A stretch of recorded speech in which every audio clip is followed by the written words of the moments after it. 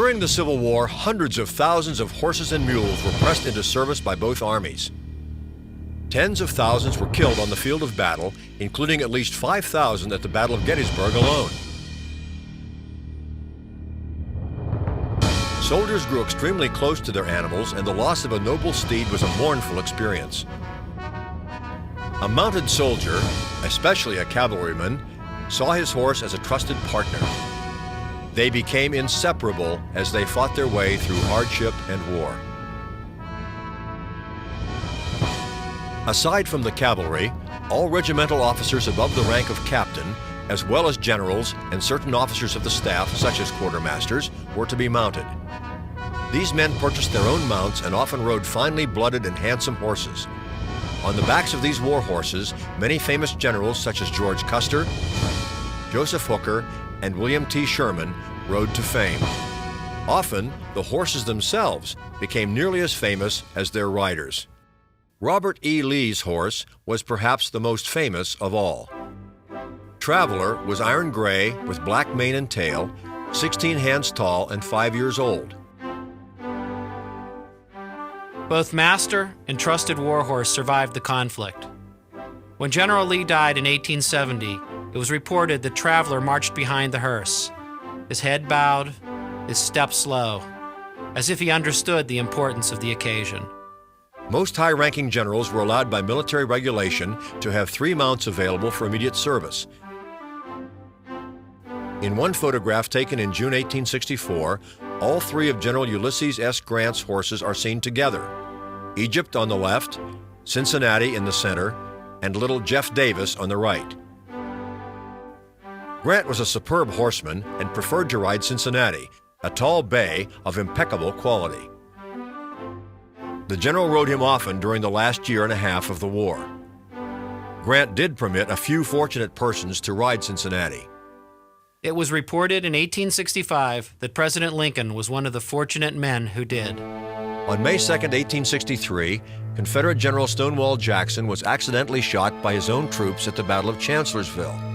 At the time, he was atop his trusted mount, Little Sorrel. Little Sorrel panicked and dashed away. He was later found and returned to the Army. On May 10th, General Jackson died, but Little Sorrel lived on for many years, remaining a curiosity and icon to all those who paid him a visit.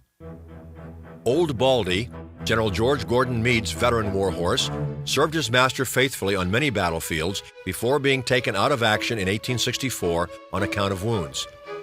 A bright bay with a large white blaze on his face, Old Baldy was wounded at least 5 times during the conflict, including once at Gettysburg.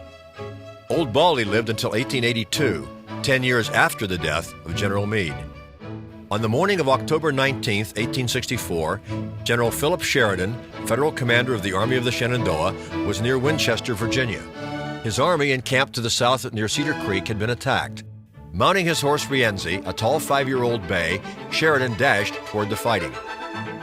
The last 12 miles of Sheridan's ride to Cedar Creek was accomplished at breakneck speed, his escort hardly being able to keep up.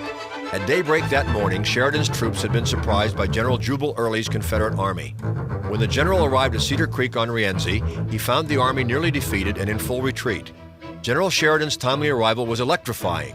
His daring ride inspired his men to launch a counterattack which swept Early's army from the field and snatched victory from the very jaws of defeat. Rienzi became famous for his dash to Cedar Creek and was celebrated in song and artwork. The famous warhorse died in 1878, still owned by General Sheridan. Service in the war was hard on both man and beast. The warhorse was an integral part of both armies. History will record the many noble deeds of the soldiers, as well as those of the trusted warhorse.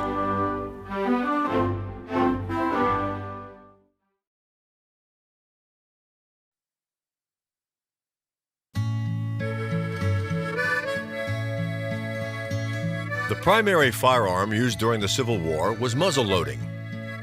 This meant that each bullet that was to be fired had to be loaded by sliding it down the barrel from the muzzle end. Cartridges were self-contained packages which held a pre-measured quantity of black gunpowder and a projectile. These cartridges were rolled in the form of a cylinder and issued to soldiers whenever warranted by military necessity. Each soldier carried 40 rounds in a leather pouch called a cartridge box. The box was nearly waterproof and contained a tin liner that kept the cartridges from being crushed. The liners were filled with 20 rounds on top and 20 in the bottom compartment. The box was heavy when filled and was worn on a leather sling across the body, resting on the right hip. Some cartridge boxes were worn without a sling. Loops on the back of the box could be fitted over the waist belt and adjusted again to the right hip. Cartridge boxes varied little in form and function between the Northern armies and the Southern armies. Cartridges varied little in form or function between the two armies as well. All were paper wrapped, all contained a bullet and powder. What differs is the caliber of the bullet. During the war, a variety of muzzle-loading weapons was used on each side. Primarily, they came in several calibers. Caliber is a measurement. It's a measurement for the diameter of the bore of the gun, or it's a measurement for the diameter of the base of the bullet. Most rifles and muskets were 69 caliber, 58 caliber, 5.77 caliber, or 54 caliber. 69 caliber is the largest at nearly 3/4 of an inch in diameter. Civil War bullets were made of soft lead. Most bullets were pressed or swaged as opposed to being cast. Casting, a process where hot lead is poured into a mold, produced an inferior bullet and required more steps in production. Casting is an inferior process because it causes the metal to cool at different temperatures. When it cools at different temperatures, the ball or casting could have imperfections in it. If a ball or bullet had an imperfection in it, it would cause it to tumble and spin out of control when fired, and therefore it would become very inaccurate. There were several attempts to create ammunition that did more than simply leave the barrel. The U.S. government in the spring of 1862 tested the Gardner explosive shell. A total of 10,000 were issued to Federal soldiers just prior to the Battle of Gettysburg. The bullet looked like any other mini-ball. The inside, however, was hollowed, and a copper sphere with a small powder charge was inserted into it. The base of the bullet was fitted with a tiny fuse that was lit by the explosion in the barrel when the piece was fired. It was thought that the bursting bullet would cause damage to more than one target and would confuse the enemy as to the origin of the explosion.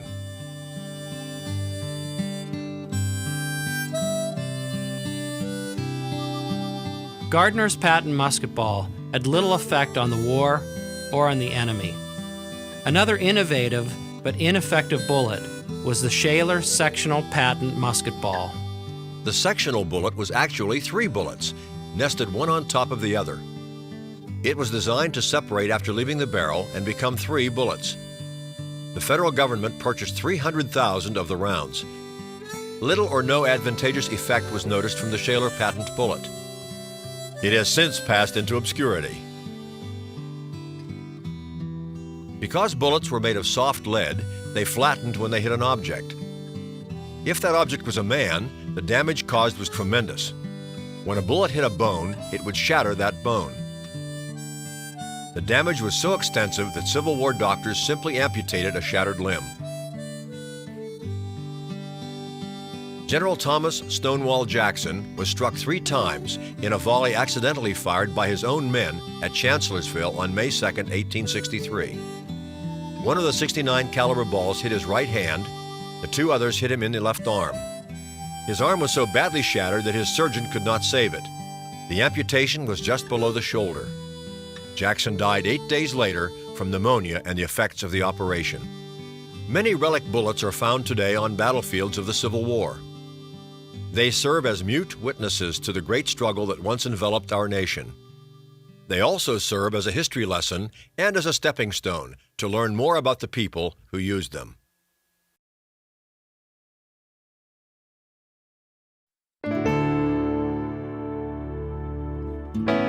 Like many regiments, the 105th Pennsylvania Volunteer Infantry had its share of relatives. Company C in particular had 3 Craigs: Calvin Craig, the captain, Joseph Craig, lieutenant, and James Craig, who was a drummer. During the war, Calvin and James both wrote home to Kate. Kate was Calvin's wife. In this letter, James gives Kate a glimpse of camp life in 1862. Camp near Harrison's Landing, Virginia, July 16, 1862. Mrs. Kate P. Craig. Dear Kate, your very welcome letter to me of June 28 came to hand some time ago, and I concluded to answer it this evening. The weather here is most awful warm just now. A person can hardly stand it. It looks rather funny to look at the camp. The boys are laying around, some without their shirts, others without pants, and some without either. A lazier set of fellows you never saw. There is not much of importance here just now. The Army has been less disturbed by the pickets firing than at any time since we left Yorktown. How long will it remain so is more than I can tell, but it is to be hoped the rebels will not disturb us until the weather gets a little cooler. How the Army could stand to fight such a day as this is more than I can see. But if they had to, I suppose they would have to stand it some way or other. Kate, we have been living on top of the pile here for some time back. There is a grist mill handy with any amount of flour in it. The boys have big times preparing it and baking it up into cakes. Our principal cooking utensils comprised of a tin spoon and knife, and one side of an old canteen for a frying pan. In these we make our own coffee, fry our meat, boil our beans, rice, and everything. We have not tasted bread since we left Fort Monroe. Nothing but soldier pies, which I must say is considerable of a delicacy. They are so soft. Kate, I am getting almost discouraged with the war. It seems no nearer to a close than it did when we first came out, and I fear the late movements will not shorten it any. A soldier's life is a mighty hard one, and the war cannot close any too soon to please me. Yet I have no desire to go home until it is settled up some way or other. I would almost as soon work in the old mill as play soldier. Everything is discouraging with our regiment. More than half the men that are left are on the sick list. The officers are all sick and gone home, but about half a dozen, and the few men and officers left are pale and worn out with so much duty and hardship. You are anxious to hear from Charlie, but I suppose you have seen him yourself before this time, as he left for home some time ago.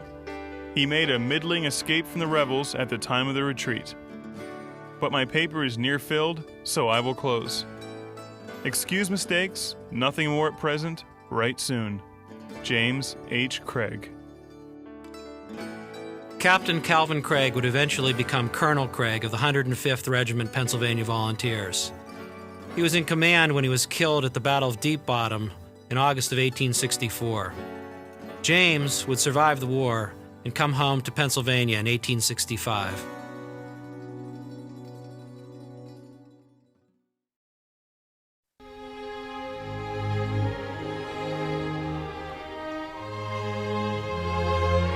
For 200 years, the United States Military Academy at West Point has traditionally been the place where the best of America's military leaders are schooled.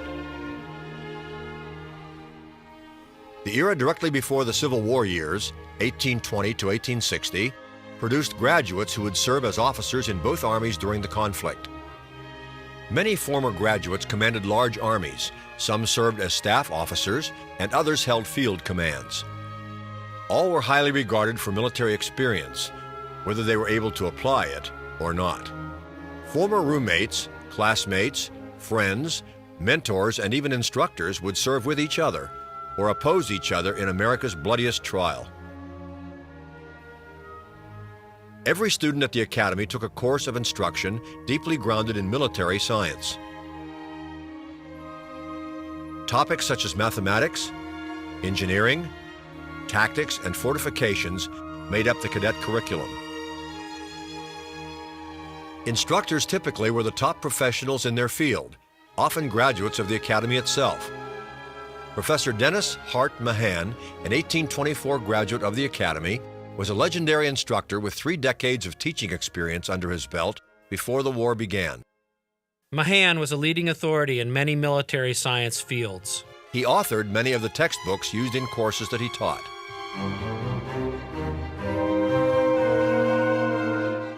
A textbook often would have an extended life as an important part of the graduate's reference library. That military library would follow the officer into service. This textbook is a work by Dennis Hart Mahan, Summary of the Course of Permanent Fortification. No printing date, but most likely 1850. The inscription in this volume reads, Robert Johnston, 1st Captain, Corps of Cadets, West Point, New York, 1850. Room 64, New Barracks, roommate Armistead L. Long. Both of these men would serve in the Confederate Army. Roommate Armistead L. Long reached the rank of Brigadier General. Long saw action as an artillery commander and served as military secretary to Robert E. Lee. In post-war years, Long authored the biography Memoirs of Robert E. Lee. Robert Johnston, as the note reads, was 1st Captain of the Corps of Cadets. This was the most prestigious post a cadet could hold. 1st Captain is the highest-ranking post in the Corps of Cadets. Johnston was chosen for the post based on military and scholastic merit. He graduated in 1850 along with classmate Gouverneur Warren, who would command a federal corps in the upcoming Civil War. After graduation, 2nd Lieutenant Robert Johnston accepted a post with the 1st U.S. Dragoons, a regiment who saw action against Indians in the West. Johnston was home in his native Virginia when the state seceded from the Union on April 17, 1861. Lieutenant Robert Johnston resigned his commission in the United States Army and promptly offered his service to the new Confederate government. Entering the Confederate Army as a captain, Robert Johnston was soon promoted to colonel of the 3rd Virginia Cavalry. The regiment was assigned to Major General John B. Magruder under the Army of the Peninsula stationed near Yorktown. Johnston was placed in command of all Magruder's cavalry operating on the peninsula. Confederate cavalry under his command were ordered to burn the town of Hampton, Virginia, to prevent its use by the approaching Federal Army under General Benjamin Butler. Duty on the peninsula for Colonel Johnston's Confederate cavalry troopers in 1861 and 62 was fairly routine. Patrols, scouting for the enemy, and courier duty were typical assignments handled by the troopers. In April of 1862, things began to change. General George B. McClellan's Federal Army landed on the peninsula at Fortress Monroe, poised to campaign northward to Richmond. The 3rd Virginia Cavalry fell back to the defenses of Yorktown with the rest of the Confederate Army in an effort to confront the Federal Army from a stronger position. McClellan laid siege to Yorktown, causing the Confederates to abandon it in May 1862. Colonel Johnston, however, was not with the 3rd when it left Yorktown. In April, under a reorganization of the Confederate Army, regiments were permitted to elect their officers rather than keep the ones that were appointed. Many of the strict disciplinarians, like Robert Johnston, were soon replaced. Robert Johnston no longer held a field command. Reduced to the rank of captain, he was reassigned to the staff of General George Pickett, himself a graduate of West Point, class of 1846. Johnston served with Pickett until after the Battle of Fredericksburg. He then returned to Richmond and served there for the duration of the war. Paroled by the U.S. government on April 16, 1865, Johnston ended his military service. When the war ended, former Confederate soldiers signed paroles before they returned home. These paroles legally stated that they were no longer enemies of the United States and could go home. In 1865, 35-year-old Robert Johnston moved north to New York, where he taught mathematics at DeVoe College until 1870. Then Johnston moved to Geneva, New York, where he lived for 32 years, passing away at the age of 72 on July 8, 1902. This textbook serves as a chronicle to the many events in Robert Johnston's life, from his days at West Point, to service in the Confederate Army, to a teaching position in the North.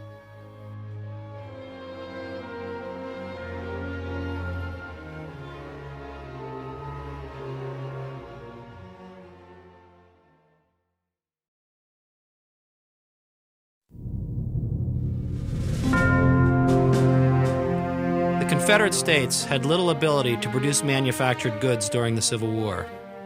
Before that time, they could easily purchase the goods they needed from their northern brothers. War ended that brotherly relationship. With modest industry to produce the goods needed for war, the Confederacy was forced to look to outside sources for manufactured goods. Arming an army in the field was no small task. Many of the long arms used by the Confederate forces were imported from Europe, or captured in battle, or from Federal supply depots. In 1861, the South realized that it needed to adapt its small manufacturing resources to produce war materiel. The United States government had several armories that produced weapons, one of which sat temptingly close to Richmond at Harper's Ferry, Virginia. In April 1861, Confederates attacked the arsenal at Harper's Ferry, not for the guns that it held, but for the machinery housed there to produce the rifled musket. The raid provided the Confederate government with enough equipment to open an arsenal in Richmond, the capital of the new nation. The Richmond rifle musket was a copy of the U.S. Model 1855 rifled musket. It was a copy only because the captured machinery was set up to produce that musket. The 58 caliber 1855 rifle musket was an improvement on the 69 caliber U.S. Model 1842 musket. The most notable change was the addition of a self-loading cap system, the Maynard tape primer. Access to the tape primer was from a small door on the front of the lock plate.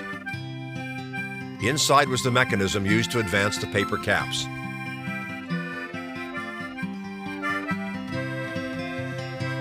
Because the tape primer required more room, the lock plate on the U.S. 1855 rifle was larger in order to accommodate the system. The Confederates left out the tape primer as it was difficult to manufacture and presented no real advantage to the rifle.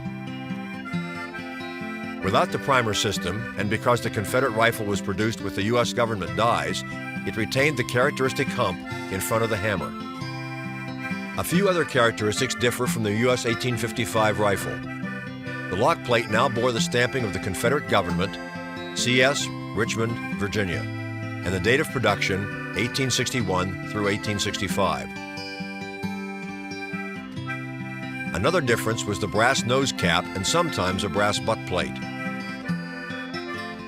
This rifle bears a carving on the stock that gives the owner's initials and his regiment, 2nd Louisiana.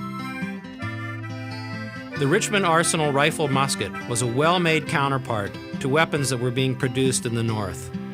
Between October of 1861 and November of 1863, 23,000 rifles were produced and issued to Confederate soldiers. The mighty factories of the North efficiently produced great numbers of arms for their soldiers. So many that large numbers of these rifles were never issued and survive today in pristine condition.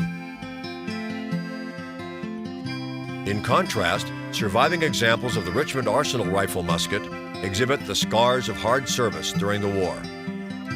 Their worn surfaces tell the extensive work these rifles did in the valiant struggle for the Confederate cause.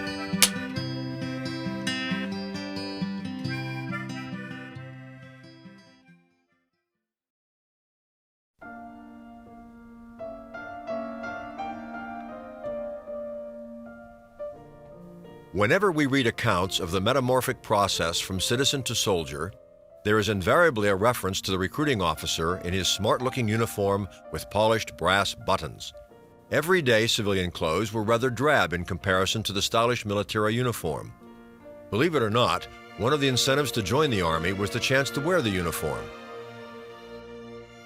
A close examination of the buttons on those uniforms tells an interesting story, one that reflects the war and the differences between two nations. First, we can look at the general service buttons issued by each separate government. These are General Service Eagle buttons used by the United States military just prior to and throughout the Civil War. You see in the shield of each eagle a different letter. The A is for artillery, the I is for infantry, C for cavalry, D for dragoon. These buttons generally are considered officer buttons. For general service, a private would wear one with no letter in the shield at all. Another variation of the eagle button is the staff button. This button has a rolled brass rim around the edge, a flat rim. You can see it on the reverse here. On the back of military buttons, you usually find the maker's name. A lot of buttons were made in Waterbury, Connecticut, and show that on the back. Others were made in Attleboro, Massachusetts, or in Philadelphia.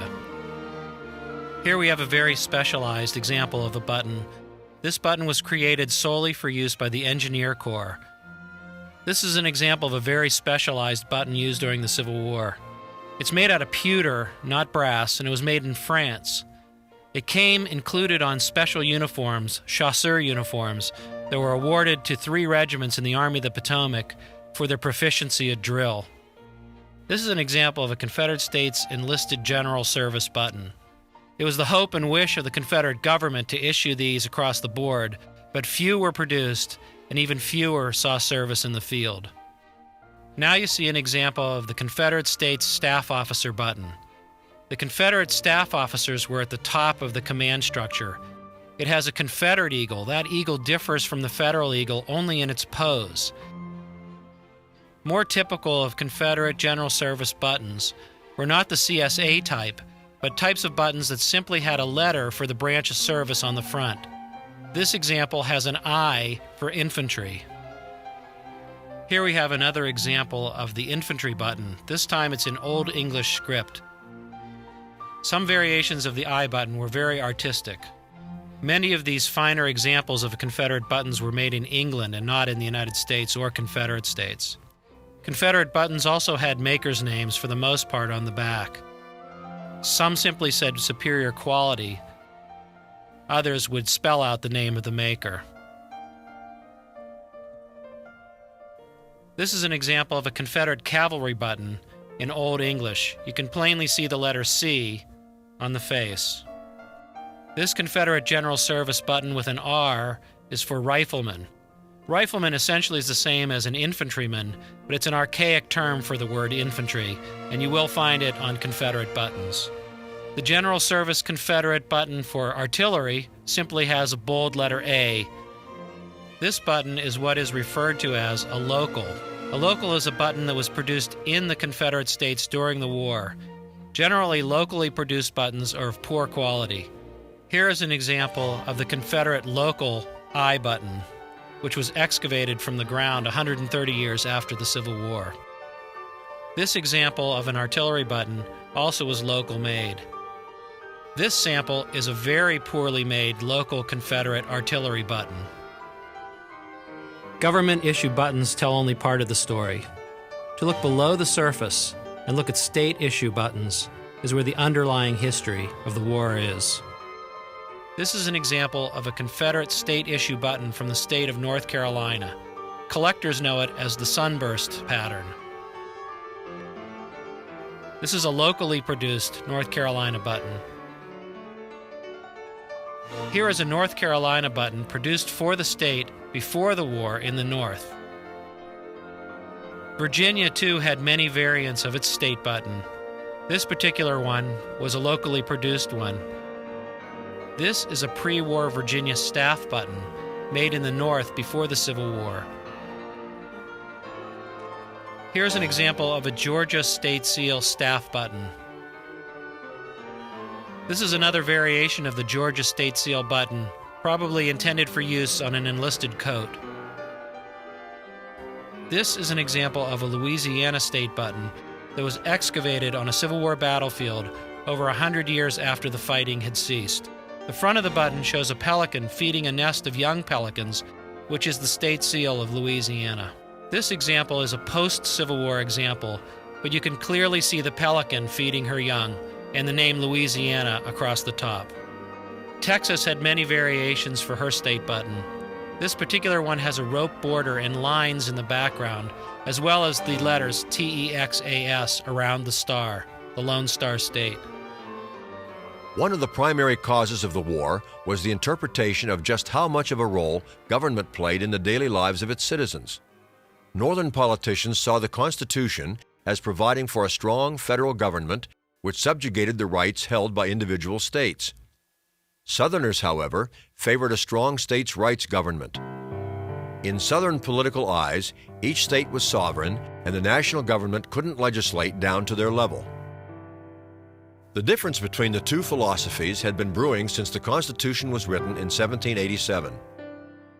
Many debates centered on just how the division of power was seen and how it was written into law. One reason the war erupted was the impasse reached in those debates. compromise no longer had a chance. The two governments faced each other armed not only with weapons, but with two separate ideals of management. The North would command its armies from a strong, centralized, united government. The South struggled through efforts to respect each state as if they were independent countries. The Confederation of States proved to have many drawbacks in time of war. The Northern armies, for the most part, were issued uniforms and equipment that came from U.S. government arsenals that were made and inspected to meet government standards. That meant that volunteer troops from New Jersey would get the same equipment as volunteers from Indiana. Rarely was variant equipage issued by northern states, though there were states that used their state seal on buttons. The issue for these tended to be early in the war, when states had them in arsenals in order to equip militia troops. Once the machinery of war began to grind out supplies, state buttons ceased to be issued. Buttons issued by individual Confederate states reflect the direct responsibilities that states had to equip their troops. There is a far greater range of these buttons used in the war than those in the North. Looking at the difference between Northern and Southern buttons gives a reflection of two entirely different forms of government.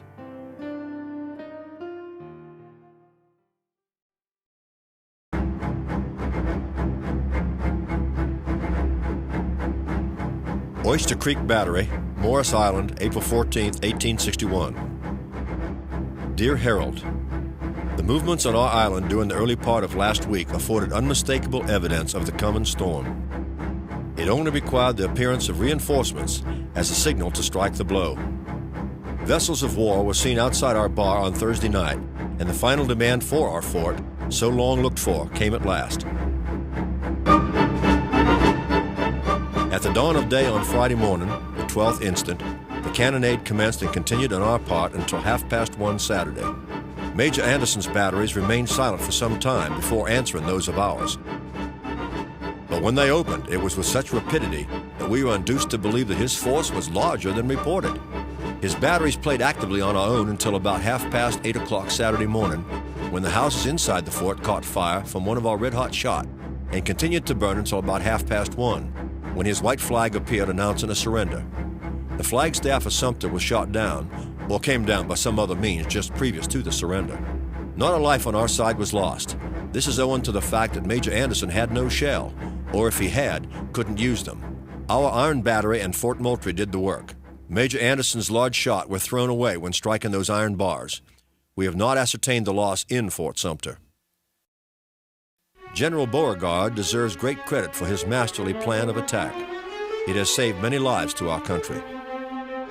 We have 4 cannon at our battery, but never got to fire a gun, the enemy not daring to approach. I could sit on my cannon and see every battery firing on the fort, as well as Fort Sumter itself, and also the ships of war with which we were expected to engage. Our detachment was commanded by Lieutenant Lithgow. We kept our muskets to use in case of a close hand-to-hand conflict. I like the artillery service the best. The cannon and rifle are the most approved weapons of warfare, and the musket will have to yield the palm to them. The rifle cannon was used but little during this engagement in consequence of a scarcity of the proper kind of ball. It fired with great precision. Fort Sumter is ours at last. Our mission is ended, and with it closes my correspondence with the Lawrenceville Herald for the present. Conscious that the importance of the events transpiring in our harbor is all that has rendered my letters interesting to your readers, I bid them adieu. Yours truly, B.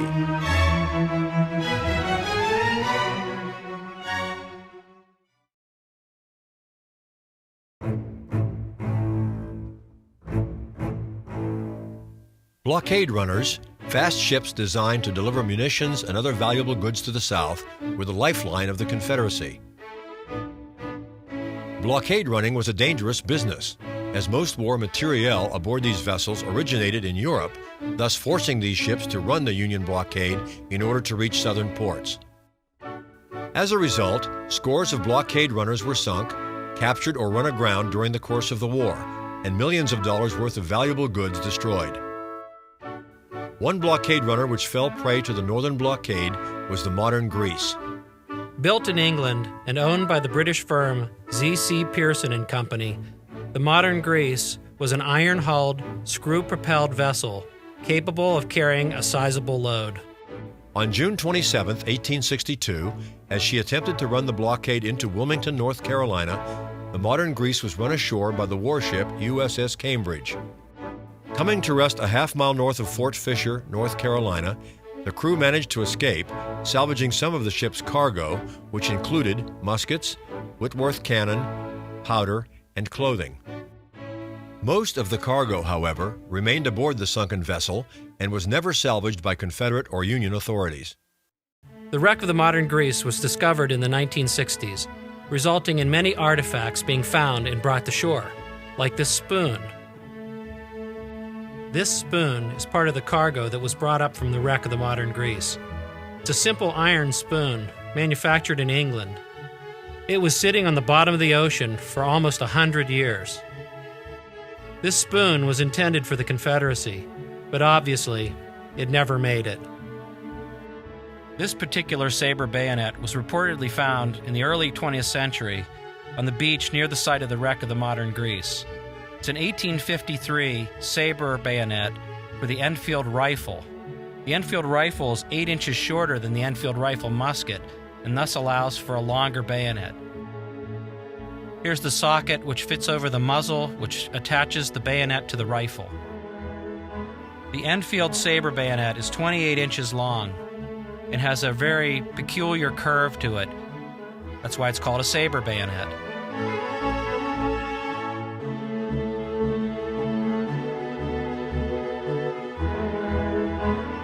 Surely you wouldn't want to have one of these things stabbing you.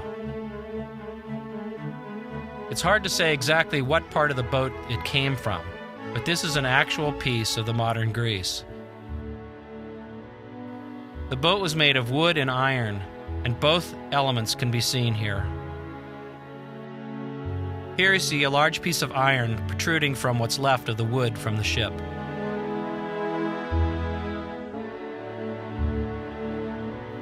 The modern Greece was steam-powered, meaning the fuel it needed to burn was coal. Here are 2 lumps of coal from the bottom of the ocean. This coal isn't native to North Carolina. It's English coal. Coal had to be loaded on the ship before it made its journey from England to North America. This particular piece of coal has been on the ocean floor for a long time. You can see the barnacles which have grown all around it. This piece shows evidence of erosion from 100 years of ocean tides washing over its surface. Here's a model 1853 rifle musket recovered from the bottom of the ocean in the modern Greece, compared to one that has not been on the bottom of the ocean.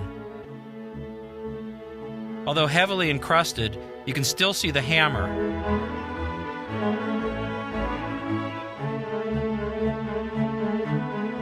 The barrel and the front sights, again the barrel and where the front sights would be. The trigger guard, which is made of brass.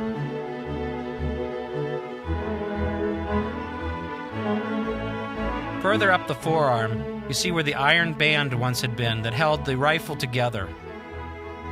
Here it is on the unrecovered specimen, in the top of the barrel. There's the top of the barrel on the recovered specimen. Here's the ramrod, still sticking in the wood. A close-up view of the wood in the ramrod.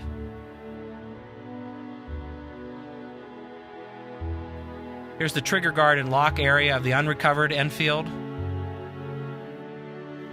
And a closer look at the recovered Enfield. The crown stamping on the rear of the lock indicates that this musket was made for the English government in an English armory. Although this rifle was made in England and was destined to the Confederate States, it never made it. At the muzzle end of the rifle, you can still plainly see the brass nose cap.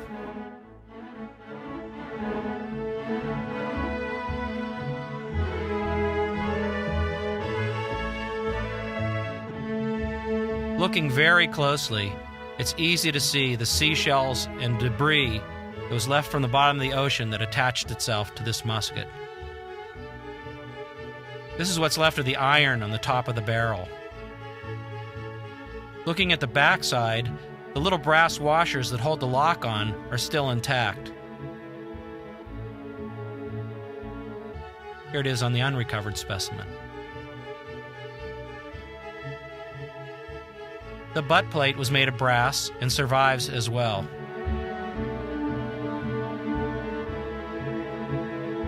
Many other articles from the Sunken Blockade runner are scattered across the country in private and institutional collections, preserving the legacy of the modern Greece, which was sunk 140 years ago during the Civil War.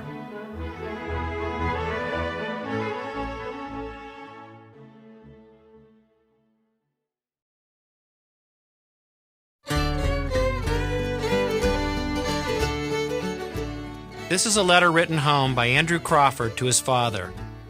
Andrew was writing from Plaquemine, Louisiana, February 25, 1864. Dear Father, I take pen in hand to let you know that I am getting along. I am well as ever, and I was with my company on provost guard here at this place. We have drill every day for 1 hour. I was at New Orleans on Christmas and New Year's. On Christmas, I had a good dinner of oysters and beer. Old Ike France is dead. He died at New Orleans. He was to have his discharge. It came after he died. I think we will have to go on a march this summer again, but we will not have as hard a march as the regiment had last summer. But if we go on a march, we will have to go to Texas. But we may not leave here for some time. This is nice country here. The weather is nice and warm, and we can catch fish. We have built a fort here of considerable size. It is made for to have 10 guns on it. Our time is half out. Next year will take us out of the rebellion, and it would not be any too soon for me, for I would like to get out of this country. For it is so warm here in the summertime. It is too warm here for white folks. I was outside the pickets the other day after a man was caught stealing cotton. We put him in jail. I must close my letter for this time by sending my best respects to you. From your son, A. Crawford.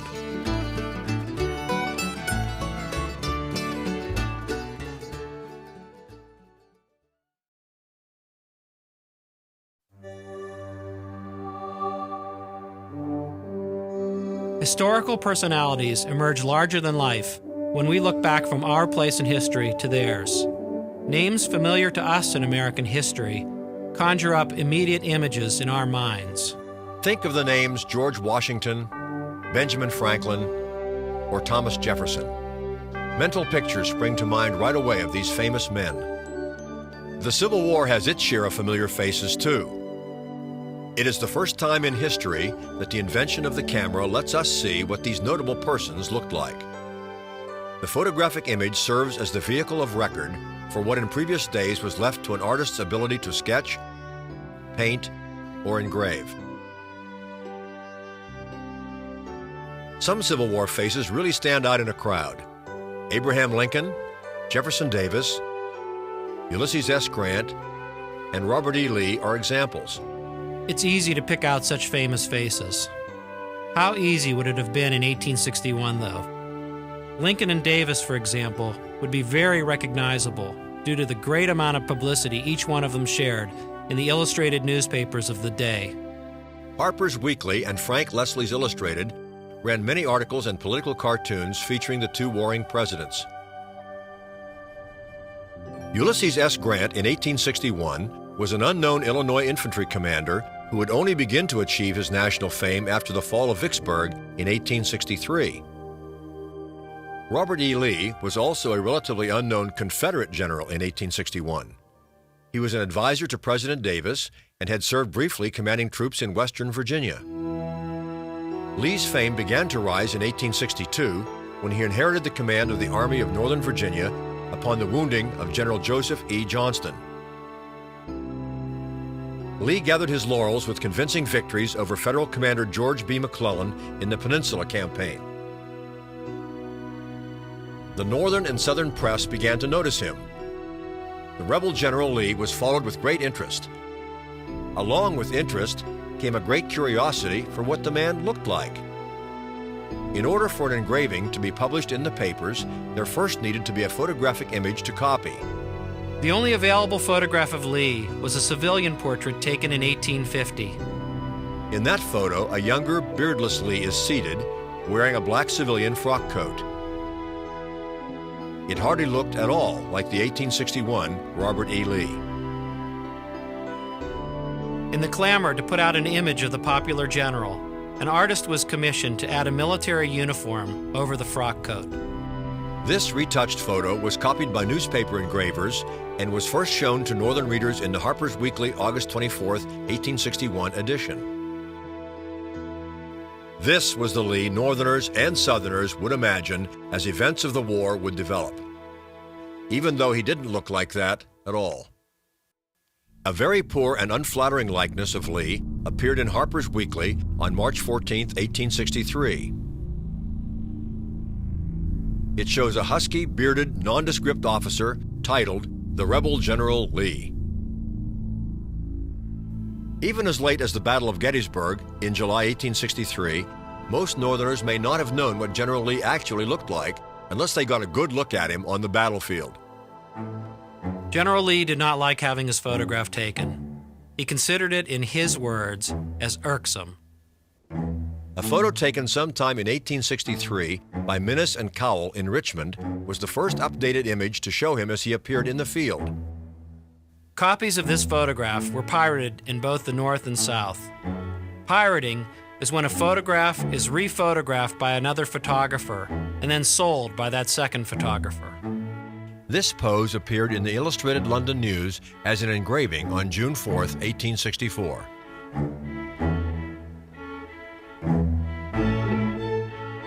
Little would change as far as an accurate pictorial image of Robert E. Lee was concerned. As a commander, his Confederate Army would continue to defy the odds of fighting the superior numbers and resources of the United States. His ability to use his country's limited resources and parlay them into tactical advantages was nothing short of brilliant. Readers on both sides continued to be electrified by his actions. England was fertile ground for the Confederate cause and the icons it was creating.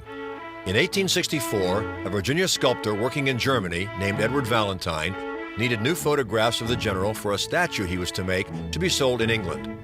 Lee reluctantly had 3 likenesses taken in Richmond by Vannerson and Jones for the sculptor. These prints were smuggled through the Union blockade and into Britain for use by the artist. Some very few copies of these poses were circulated in the South. For the most part, they were only widely seen by the public in the years after the war. From late 1864 through the end of the war, Lee had more on his mind than becoming a poster boy for the South. The Federal Army had matured and was now under the command of Ulysses S. Grant.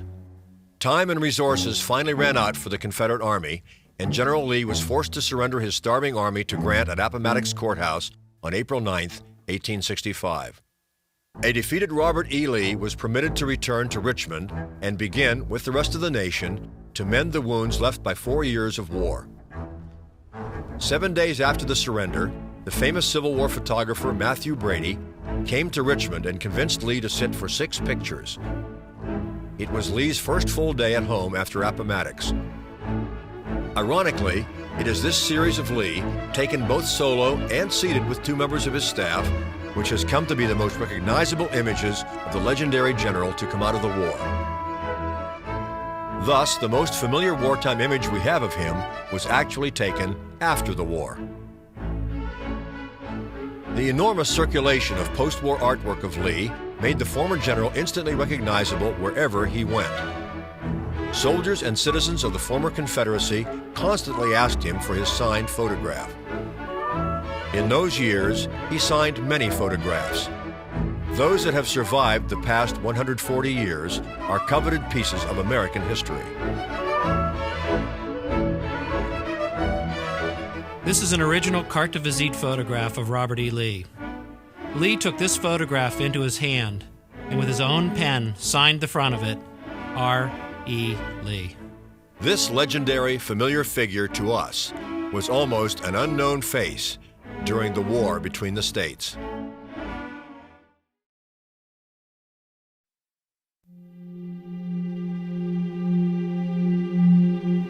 Napoleon called artillery the thunder of the gods. The average range of a Civil War cannon was nearly 1 mile. From that distance, the gunners could load and fire out of range of opposing enemy musket fire. The cannon could deliver explosive shells that, when perfectly aimed and timed, would explode in the ranks of the enemy infantry with devastating effect. Infantry that came in range of enemy cannons had a serious problem to deal with. The enemy guns must be silenced, or they would continue to pour damaging fire into the ranks of advancing troops. Opposing artillery brought up for counter-battery fire could turn the tide.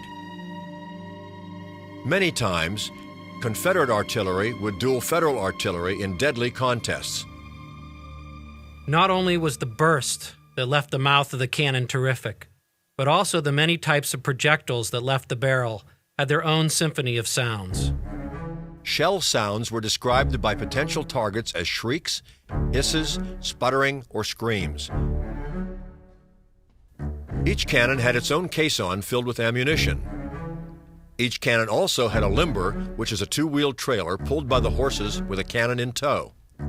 The limber chest, which sits on the limber, held the ammunition and was divided into sections that held different types of shells according to what the tactical needs of the gun were when it went into action. It held ammunition for long distance and for close targets, divided by wooden sections in the chest. It was the duty of the battery commander to call out the range and the round that would be loaded into the guns for the most effective fire. This is for exploding shell, a range of 1,300 yards. A gunner would set his gun at 3 degrees. He would set his length of fuse in seconds to 4 seconds. It would take 4.3 seconds in time of flight, and the charge is going to go off about 20 yards high and about 20 yards in front of those troops.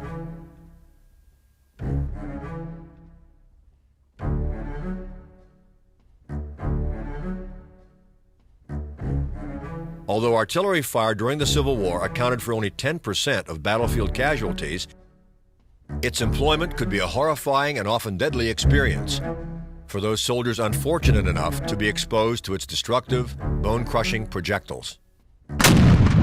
Civil War cannon, both smoothbore and rifled, employed many different types of projectiles. Basically, there are 2 distinct shapes of Civil War projectiles: a ball shape called spherical and an elongated shape called conical, reserved for long-range targets. A look at some of the rounds fired by the cannon will explain why they were so effective against an opposing force. This is a 12-pound round shot with a Borman time fuse. It is one of 3 types of round shot used during the war. To set the fuse, a hole was punched at the line indicating the time desired.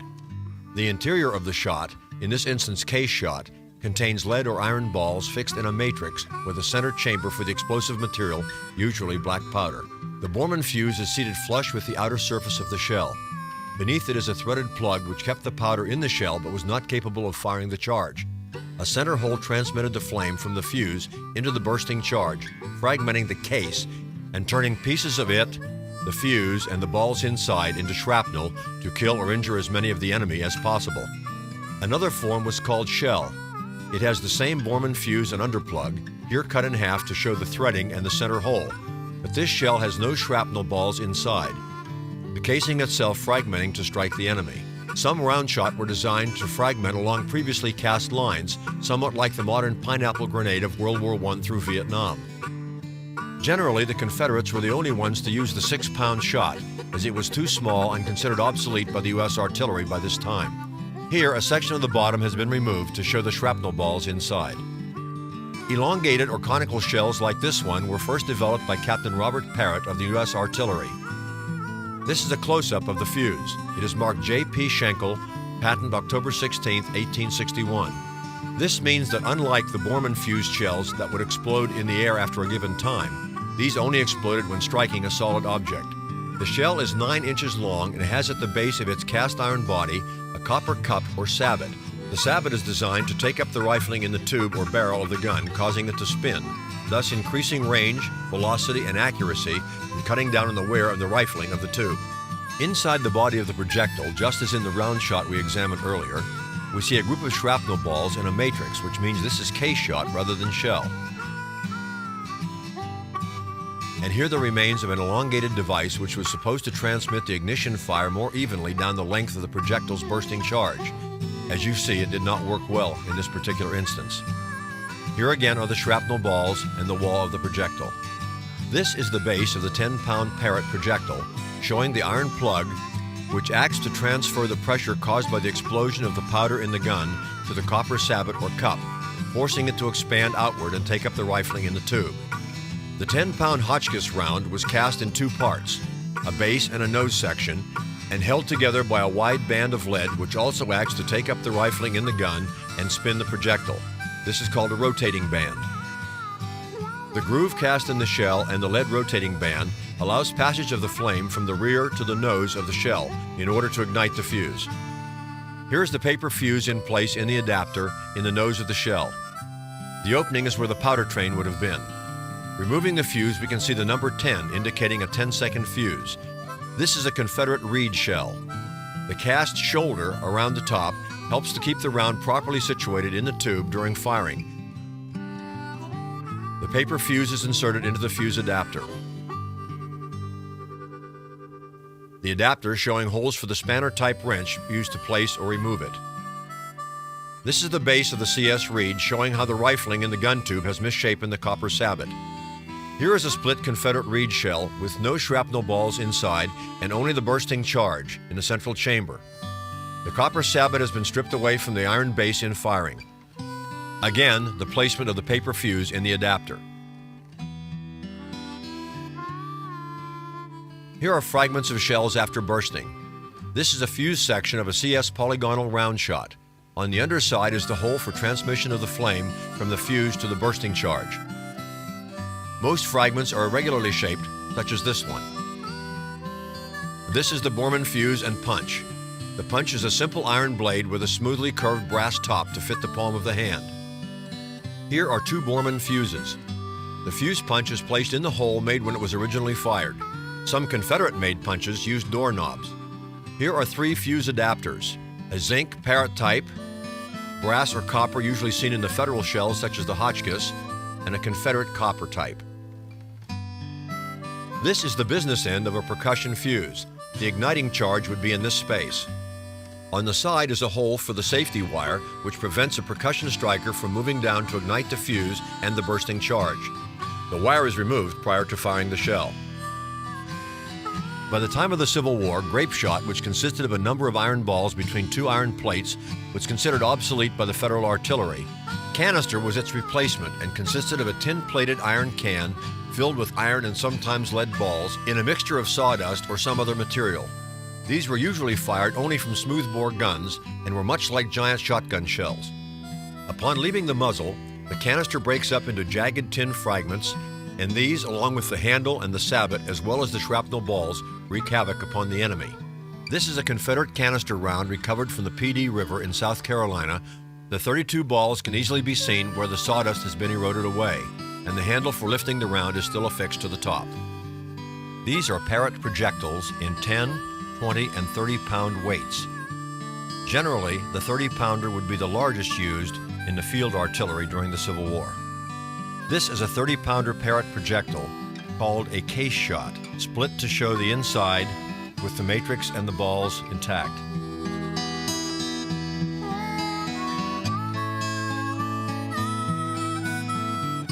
This is the Whitworth shell from England, designed for firing in a breech-loading cannon, one of the few used during the Civil War. The flanged sides take up the rifling and make the shell spin. This is the James Type II projectile, an explosive round. In this case, half the lead sabot has been stripped away, exposing the iron flanges beneath. It was usually used in the James rifled cannon. This is a 10-pound Confederate Mullane projectile found near Petersburg, Virginia. It is distinguished by having a copper rotating cup at the base, affixed by a bolt and held in place by 3 pins, rather than being cast with the body of the shell. This is a Hotchkiss projectile, showing the rifling marks in the lead rotating band around the center. These are 6 canister balls, varying in size from 3/4 to 1 3/4 of an inch, and showing the wide variety of sizes that were available in rounds of this type. Using different rounds, an artillery battery could tactically be of great aid to its own army by wreaking havoc and death on the enemy.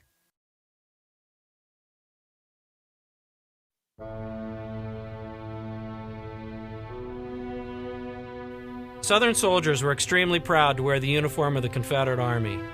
That uniform varied greatly, depending on what state the soldier hailed from, what depot issued the uniform, or simply the year of the war. For Lieutenant Tatum Wiedemann, it would be the classic Confederate butternut frock coat. Unfortunately for Wiedemann, his service to his country was brief. After resigning from the Army, he came home in uniform only to retire it. Fortunately for us, it was preserved by his family. It gives us an opportunity to look at a very specific uniform worn during a very specific time. In January of 1862, Tatum Wiedemann was commissioned as a lieutenant in Company A of the 19th South Carolina Infantry. Typical of many early war regiments, the 19th performed routine and uneventful duty. But without becoming engaged in combat, boredom and illness plagued the regiment in Mississippi during the first half of 1862. Lieutenant Wiedemann became ill and was absent from his military duties. He returned home only to resign his commission from his regiment. Lieutenant Wiedemann's coat is a regulation junior officer's coat with a double row of buttons on the breast. It's trimmed in a dark blue stripe or piping that runs along the edge, which symbolizes infantry. That's the color for infantry. The striping or piping goes all the way down the front of the frock coat, all the way to the edge. The buttons are South Carolina buttons. It's interesting to note that one row has Palmetto Guard buttons and the other simply has state South Carolina buttons. This may reflect the shortage of matching buttons that were available to Wiedemann when he had his coat made. This particular button is a Palmetto Guard button, shown closely. This is a typical South Carolina state button, the more common button for a South Carolinian to wear. The shoulder of Wiedemann's coat has a very small armhole, but it opens up in the elbow to be very wide. This is typical of fashion in the Civil War, very elegant and stylish fashion. There's cord braiding on the sleeve and piping at the cuff. The cord braiding on the sleeve is in a single width. That indicates the rank of a lieutenant. If you add widths, you also add rank. Here again is the piping indicating infantry, which is worked into the pattern of the braiding. Wiedemann apparently was a very large man, and you can see his full girth here in the front of the jacket. He also had added a watch pocket, which is an unusual addition. A watch was a very necessary part of military life, and here you can see how a watch nicely fits right into this small pocket on the front breast. The interior of the coat is lined with a blue wool lining, which actually goes the whole entire length of the coat. The collar of Wiedemann's coat is the typical stand-up collar with the second lieutenant insignia on each side. In fact, it's only on one side, the other side didn't survive. Looking at the back side of the coat, you see the three seams that are very typical in Civil War clothing, either in military or civilian frock coats.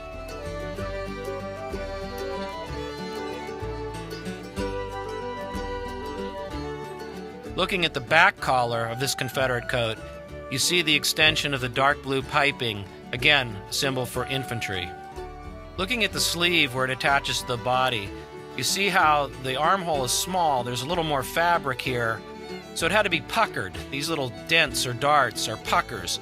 That's part of the fashionable look of the jacket. It was intentional, the way that was made. This is the vent in the rear of the coat. It allows the coat to open and make it easier to move in. There are also pockets in the tail. They're in these flaps. This is where you could keep a wallet or personal papers. One of the unusual features of this Confederate coat is the blue lining. This particular lining extends all the way to the bottom of the tails. Usually the lining is brown in most Confederate jackets or even Federal jackets. Here's a detailed look at the collar and the collar insignia. One single stripe indicates that Wiedemann was a second lieutenant. Here's a closer look at some of the fabric that was protected over the years and gives us an idea of what the cloth looked like when it was brand new. Because Lieutenant Tatum Wiedemann came home in his frock coat, it gives us a rare opportunity to see just what a South Carolina officer was wearing in 1862. Not only is it a visual image of a Confederate wartime uniform, but it is also an image, a shadow, of the man himself, Lieutenant Tatum Wiedemann, 19th South Carolina.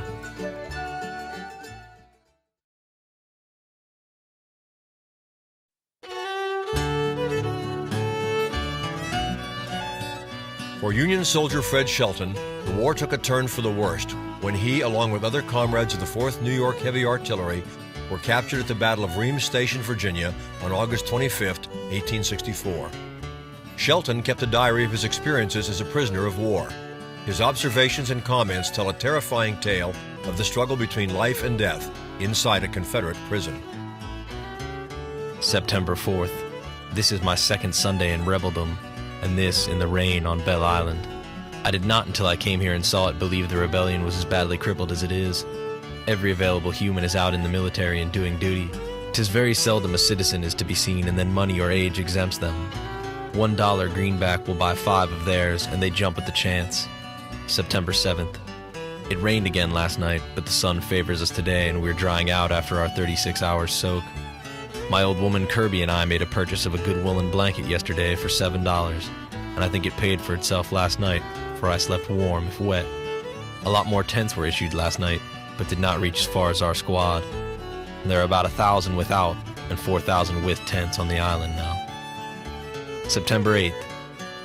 It was quite cold last night and I enjoyed myself hugely under our new blanket, if we did sleep on the wet ground. I've been a prisoner for 2 weeks today, a long time with our accommodations. Still, the days seem to pass quick. September 25th. Just 1 month today I have sojourned in rebeldom. During that time have not been offered any shelter till today, when 11 of us had the good fortune to get into a Sibley tent, as good a tent as the island affords. September 26th. I find the tent much warmer than outside.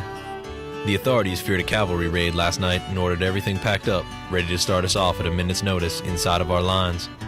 I wish they would come. October 1st. Cannonading has been unceasing for 2 days past, and now, as I write, the rattle of musketry is clearly to be heard, and the shells can be seen to burst. Oh, it sounds like a new era in our lives. I can hardly sit still and listen to it. I never saw the men so excited. The camp is perfectly alive. Not a man can keep quiet. Rain on, if we can only hear Grant knocking at the door. I can stand it. I'm sure their time is fast drawing to a close. Hoorah, hoorah. October 3rd.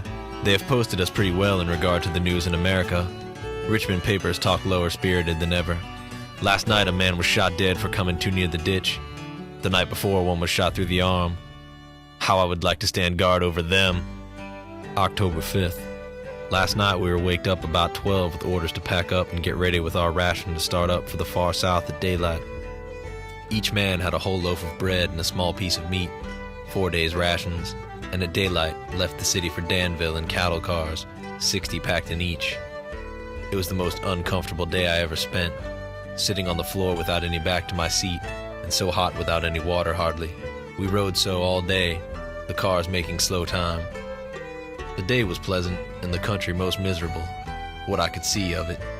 October 7th. We took the cars from Greensboro to Salisbury at 8 o'clock, and after a pleasant ride on top, arrived there at 4. Our rations are a little better here than on the island.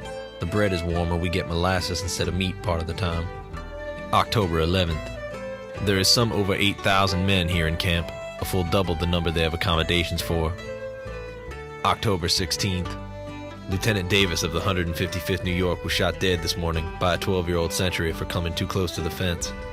They seem to be afraid we will escape in broad daylight over a fence of tight boards built 12 feet high with a strong guard constantly patrolling around it. October 20th. 8 more men were carried out dead this morning. October 29th. McKee died at 3:30 in the afternoon yesterday, about 10 minutes after I wrote in my diary, the first one out of our company since we have been in confinement. November 10th. We got a half a loaf of bread, a good hunk of beef, and splendid rice soup in good season this morning. The best rations the Confederacy ever treated us to. Dean died this morning, making the 3rd from our company since we have been in North Carolina. November 26th. Hyde died about 2 o'clock today. He had been sick only with a pain in his back and shoulder. After I finished skirmishing for lice and was riding, we were informed that there was going to be a break attempted in a few minutes, and before I could get the clothes on my back, I heard the discharge of musketry at the upper end of the ground, and soon it became general. After 1 or 2 balls had been fired through our tent, we were all flat on the ground. 4 discharges of canister were fired into the camp, and muskets without number. After the fuss was over, we found 7 bullet holes through the tent, and one of the men shot dead, right through the head and one through the heel, doing no damage. Another man out of our tent was outside and was shot through the lungs. The casualties in camp was about a dozen or so killed and 60 or more wounded. November 30th. Rations full again today. Besides, they issued us an extra ration of beef noses, gullets, tripe, etc., etc. Although they stunk, as they were turned onto the ground, the men seized them up with avidity, and the rotten things were soon disappearing in the shape of soup. December 10th. This morning was all white on the ground, but it has been thawing a little today. December 12th. 49 died yesterday, not much above the average daily for some time. December 25th. A dreary, dreary Christmas.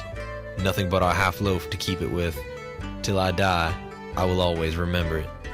January 1st. New Year has come in good style, cold but clear. They gave us some sorghum today, for New Year's, I suppose. February 22nd. Last night at bedtime, we were ordered to get our 4 days' rations and prepare for a march. And this morning, we had the parole papers read to us, and then all those able to walk started with the old citizen guards for Greensboro, distant some 50 miles. It was noon when we got started, but with the best of spirits and the weakest of bodies, we pushed out, and by dark went into camp for the night, 9 miles from town and 1.5 miles across the Yadkin River. February 26th. My rations ran out yesterday at breakfast, and I have been dependent on the generosity of friends ever since. February 27th. Daylight this morning found us in Raleigh, capital of the state. The morning was beautiful, but the railroad does not carry one where he can see anything of the city. We were still without rations since we left our winter quarters and were very hungry. They marched us to a camp about a mile distant where they promised to issue grub immediately upon counting us. But before we were hardly straightened around, they said they would forward us straight on it. We would go with empty stomachs. February 28th. I slept most of the night, but morning found it quite rainy, continuing all day long. After an hour's time, the train stopped, and a flag of truce was placed on the engine, and then slowly moved on. We did not see but few Johnnies near the road, and soon stopped at the last station they hold on the road. Then, we moved on to our own lines, about 3 miles. We soon passed their cavalry pickets, and then, a short ride over neutral ground brought us to our own lines, the point of disembarkation where we stepped from the cars into Yankeedom with a whoop, being counted by a Reb and a Yank officer. After a short rest, we were started for the city, 9 miles distant, and so we waded through water part of the way, ankle deep. Dark brought us to the city, and by 8 o'clock we got to our journey's end, most awful tired. At least I was.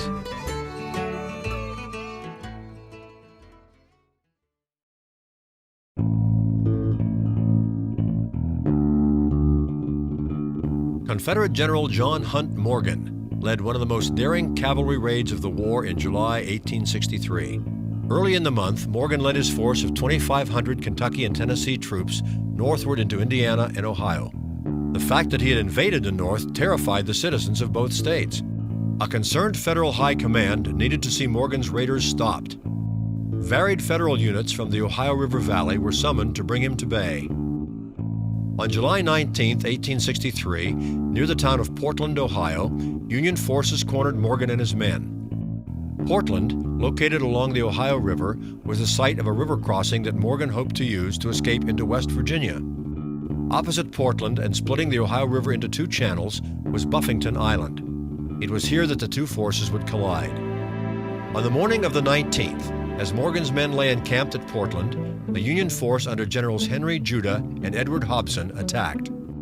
Supported by 3 U.S. Navy gunboats, Judah and Hobson's soldiers soon gained the upper hand and by 7 a.m. had Morgan's raiders on the run. When it was all over, nearly 1,000 of General Morgan's men were casualties, among them 750 captured Confederate cavalrymen.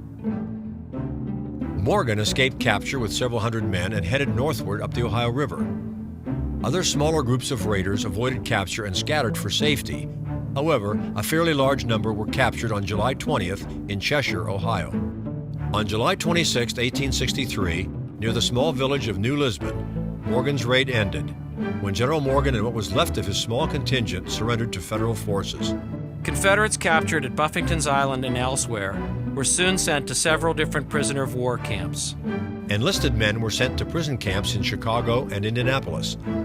Some captive officers were sent to Johnston's Island in Lake Erie. Other officers, including John Morgan, were incarcerated in a civilian prison, the Ohio Penitentiary in Columbus. 118 of Morgan's men, all junior officers, captains and lieutenants, were sent to Allegheny City, which is part of present-day Pittsburgh, Pennsylvania. They arrived on August 4, 1863, and were confined in a civilian prison, Western Penitentiary. A record of their internment is documented in a series of unusual studio portraits and prison photographs taken by Cargo, a prominent Pittsburgh photographer. These Kentuckians, photographed by Cargo during their stay in Allegheny City, were 2nd Lieutenant Cornel Warfield of the 14th Kentucky Cavalry, captured at Buffington Island on July 19th. 1st Lieutenant Benjamin Drake of the 2nd Kentucky Cavalry, captured at Covington, Ohio on July 19th. 2nd Lieutenant R.A. Webster of the 7th Kentucky Cavalry, captured at Adams Mill, Ohio on July 19th. Captain Thomas Wells of the 11th Kentucky Cavalry, captured at Cheshire, Ohio on July 20th. 1st Lieutenant Leland Hathaway, adjutant of the 14th Kentucky Cavalry, captured at Buffington Island on July 19th. Hathaway was 19 years old and from Mount Sterling, Kentucky. One of Morgan's most audacious young officers, Hathaway, later in the war, was assigned to guard President Davis and was captured with him on May 10, 1865, at Irwinville, Georgia. one of the most intriguing photos taken by Cargo was actually taken behind the bars of Western Penitentiary. Labeled Happy Family, Cell Number 1, Western Penitentiary, Allegheny City, PA, the photograph shows 5 of Morgan's officers seated at a table for dinner. Those pictured are, left to right, Captain William Curry, 8th Kentucky Cavalry. The next man is unidentified. 1st Lieutenant Leland Hathaway, Adjutant, 14th Kentucky Cavalry. 2nd Lieutenant Henry D. Brown, 7th Kentucky Cavalry, who later was sent to the Philadelphia Insane Asylum. 1st Lieutenant William Hayes, 10th Kentucky Cavalry. Thanks to an enterprising photographer, a rare visual record of Morgan's raiders is preserved for history.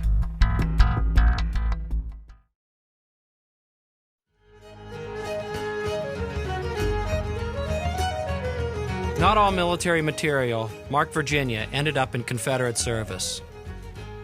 It would seem this musket, clearly marked Virginia on the lock, was used by the South during the Civil War. Here you can see the word Virginia plainly stamped on the lock plate, and the Virginia regimental and county markings on the top of the barrel. A close examination of this musket reveals that it has an interesting and intriguing story behind it.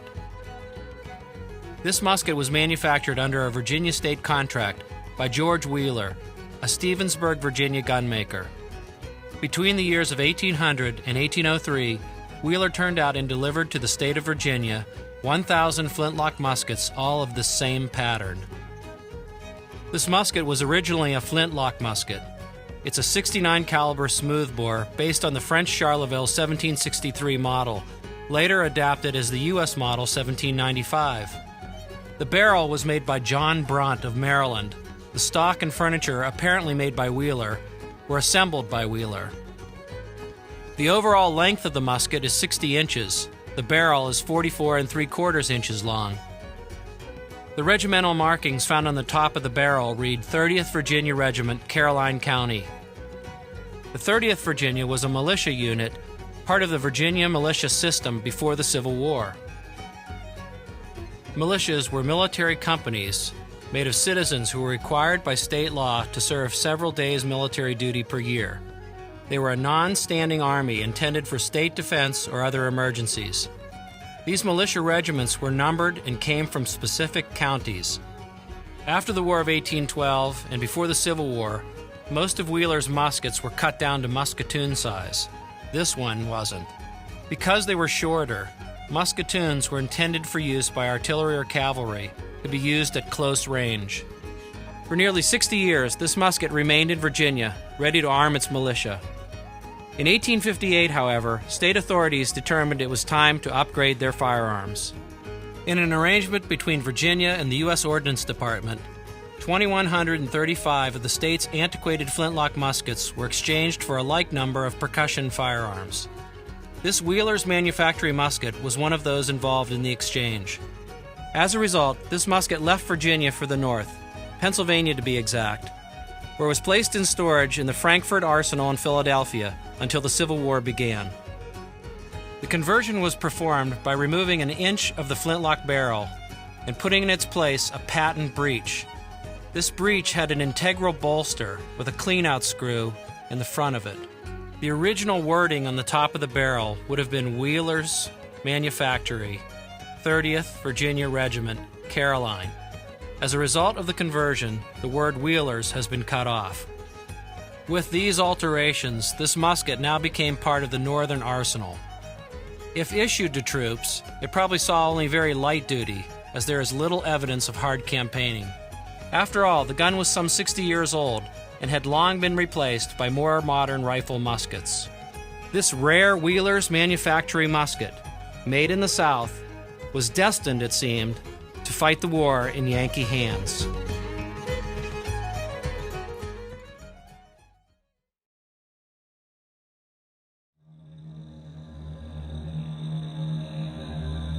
In a letter written March 21st, 1863, a New Jersey infantryman wrote home to his mother, answering a question that she had written to him in an earlier letter.